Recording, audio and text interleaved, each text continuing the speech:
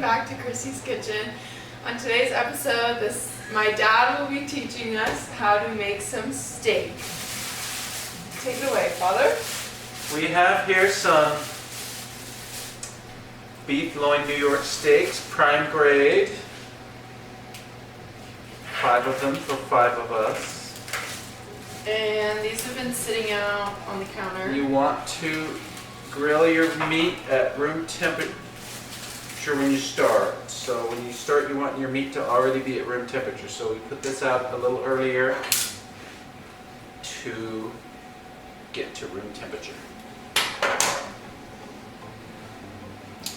We're just going to move it from the package over onto a baking sheet so we can season it without making as big a mess.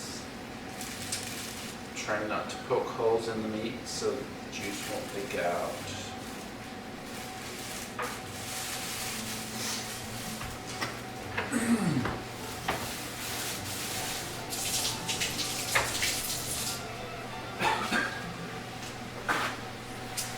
Okay. So we have our ingredients here. Thanks to Darren Hatch. Just some salt, pepper, onion powder, garlic powder, rosemary, and sage. And we're just going to season both sides of the meat with the same thing. First we'll go salt, pepper. I don't know that the order is that important, but in my experience you have a hard time putting too much salt on meat before you grill it. So we're just really going to put some salt on it. And you're thinking, that's way too much salt. But when you eat it, you never think that's way too much salt. And then some pepper, fresh ground pepper. You can use whatever pepper you have available.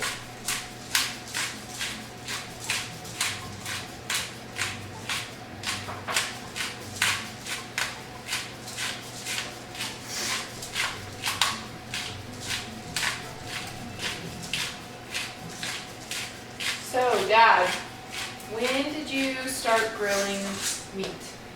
I've been doing it seriously for a couple of years. I'm not Mr. Super Griller, but I've learned some things from my mentor Darren Hatch. And so here I'm putting on Garlic powder. a light coating of garlic powder. I'm not a huge garlic fan. Kind of the same with the onion powder.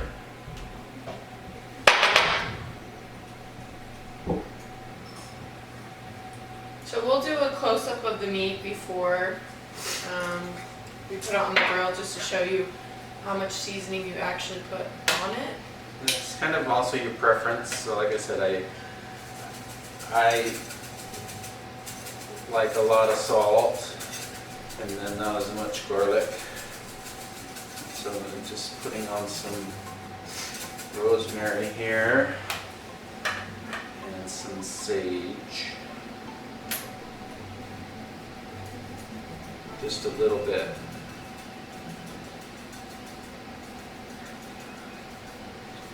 And so how far in advance do you say we're doing this?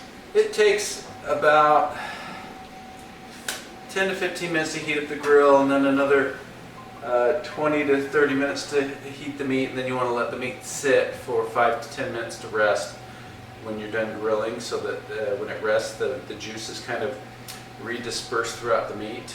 So I have seasoned one side of the meat, and I'm just flipping them over, and I'm going to then season the other side of the meat. My favorite cut of meat is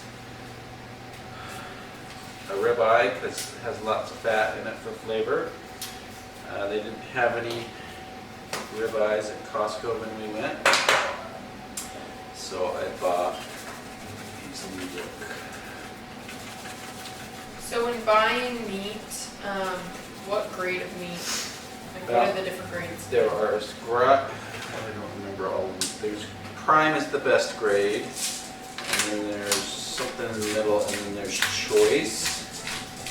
Obviously prime is a lot more expensive, but it's a lot more tender as well and flavorful.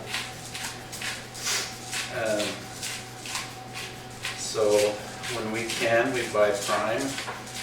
They didn't have any prime grade ribeyes, so I bought the prime grade.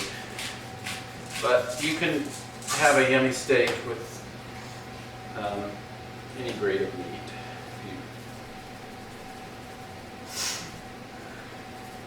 Because prime can be really expensive. It's nice to find it on sale. Now I'm just putting the exact same set of seasoning on the flip side of the meat.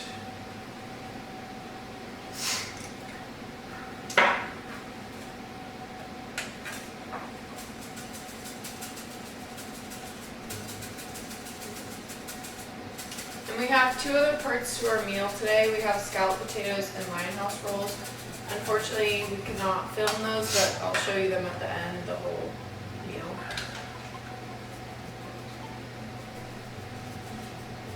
Okay, so I will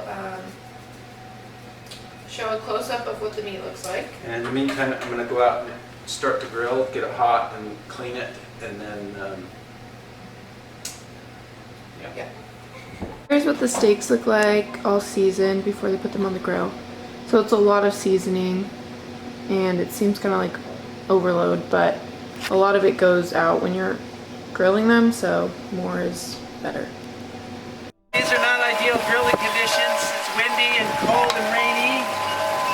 I have a sear station on my grill. It has an extra burner, so I've turned those burners all the way, the sear portion all the way to high. I have the outside grill down to low. We're going to sear each side of the meat for 2 minutes to lock in the flavor and the stuff. And then we'll move it to the cooler portions of the grill and just cook it to preferred temperature. I have my meat thermometer and a timer here for the searing. So now I'm just going to put it on the sear station.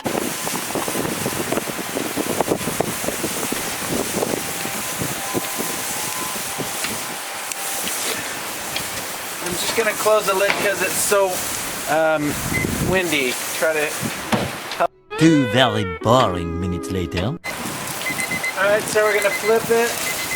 2 minutes on the back side. I forgot to mention, if you like nice grill marks on your meat, you oil the grill before you heat it with just some vegetable oil.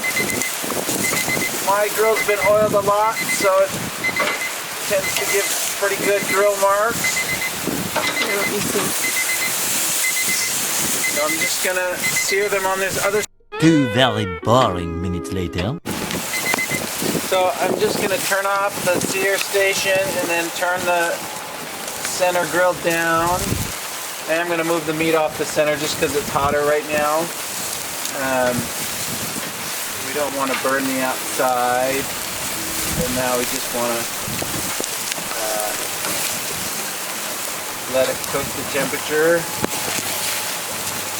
We like medium rare and 130 degrees-ish. So I'm going to let these sit and just cook, and then we'll come back out, take the temperature, and when they're up to temperature, we'll put them inside and cover them for 5 to 10 minutes. How much time do you think this is gonna take? It's probably going to take 10 to 15 minutes. 11 minutes later. Those are pretty rough grilling conditions, windy and hard rain. I think they turned out well, so we've pulled them off and we're just covering them with tin foil. We're going to let them sit 5 to 10 minutes. So like I said, it helps the juices to kind of redistribute throughout the meat and make it Delicious. nice and juicy. And I think that's about it. Okay, so the steaks are all done. They look absolutely delicious. Thank you for watching this episode. I hope you liked We having have my dad. our dish here. This is our final meal. with scalloped Scalloped potatoes potatoes and and- Lion House rolls. Sorry I couldn't add those to the video. But thanks for watching. Bye!